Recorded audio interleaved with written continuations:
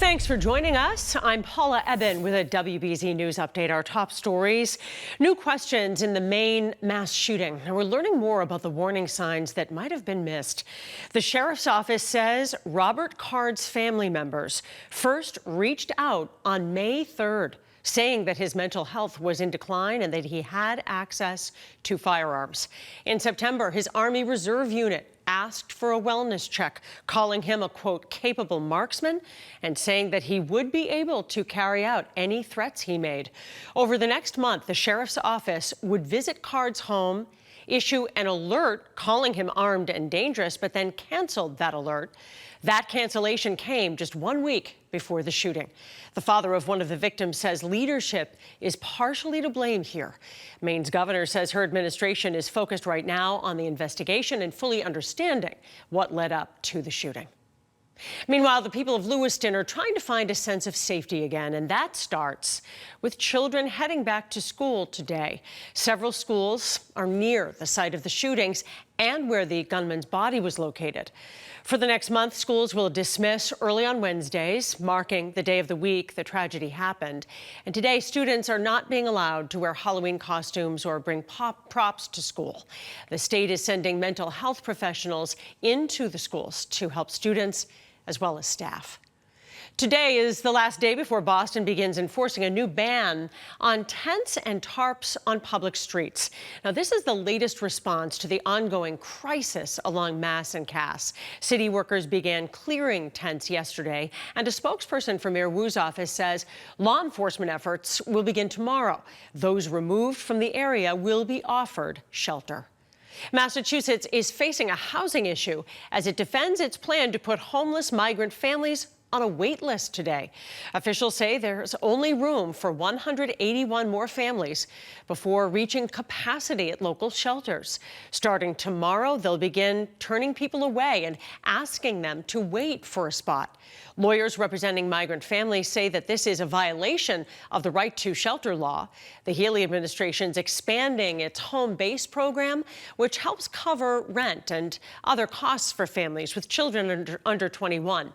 The maximum benefit has been raised from $20,000 to $45,000 to provide over 3 years of rental assistance. Well, the sun is shining on this Halloween. Let's get a check of the forecast for trick-or-treaters with meteorologist Jason Michael.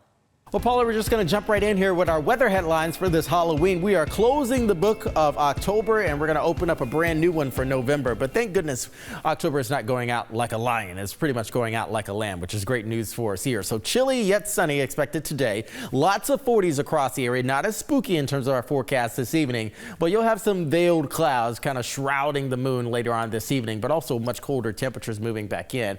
Chance rain returning to the mix here, and we'll talk about where that system is right now, because there's also some first of the season white stuff popping up. Frigid nights loom ahead. We'll have a couple nights that's really going to be sort of a killing freeze for us here. So all the blue you can see there is going to be making its way over towards the eastern seaboard and even getting down towards the Carolinas and mid-Atlantic, moving up the I-95 corridor straight into New England. So this jet stream pattern that I was talking to you about, it is sort of the driving force that guides our weather systems here in the country and also dictates how cold the weather is going to be. By the end of the week, though, you can see we're almost having a balancing act as far as the air masses are concerned. Much of the colder air kind of dislodges back to the north, and the milder air is also moving a little bit more northbound, which is kind of why the Mother Nature system is going to say, okay, I think the cold air that I brought you earlier on in the week is going to be a little bit aggressive. So we kind of balance things out once we get into the weekend.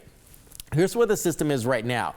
Lake effect snow showers back towards the Great Lakes region is going to be moving eastbound here. Now the changeover for us is really going to come in the form of rain showers. The lake temperatures back towards the Great Lakes are still fairly warm. This is a very dominant cold air mass that's moving in. So this is why we have the deep south going to be shrouded in a lot of the 30s as opposed to maybe some 50s they should normally be having for overnight low temperatures. A cloud deck moves in for us later on tonight, heading into the early hours for us on Wednesday. And you can see where the rain shield is just offshore here. We'll likely have a little bit of blowback come in to the Boston area once we get into the day for us on Wednesday. The upper elevations, some of the high topography ranges you can see there over towards New Hampshire as well as Vermont, will likely have some scattered wet flakes move on through. This model wants to put a little bit of the wet snowflakes here in the Boston metro, but I think we'll likely stay above the freezing mark here. Well, I know we'll stay above the freezing mark, so any sort of wet precipitation that falls in terms of snowfall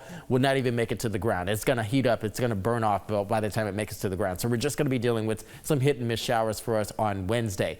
Thereafter, look at this, friends. We clear things out and we are smooth sailing into the end of the week here, still with that north performing wind. Forecast high temperatures today, again, roughly around 50 degrees. We're going to keep it hit and miss showers, maybe a stray shower around the noon hour for us tomorrow. We'll be in the mid to low 40s, but do not forget this though, daylight saving time ends on Sunday, so that sunset time goes from about 5:30 to about 4:30, and look at December 8th.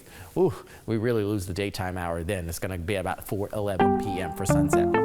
Here's the next 7. Once we get past tomorrow, look at this, friends. Yes, we do have some really chilly nights. In fact, frigid. Around 27 degrees waking up on Thursday, 31 on Friday, but a beautiful, well-balanced weekend with sun and clouds and high temperatures around 60. Paula? Jason, thank you. I'm Paula Eben. This has been a WBZ News Update.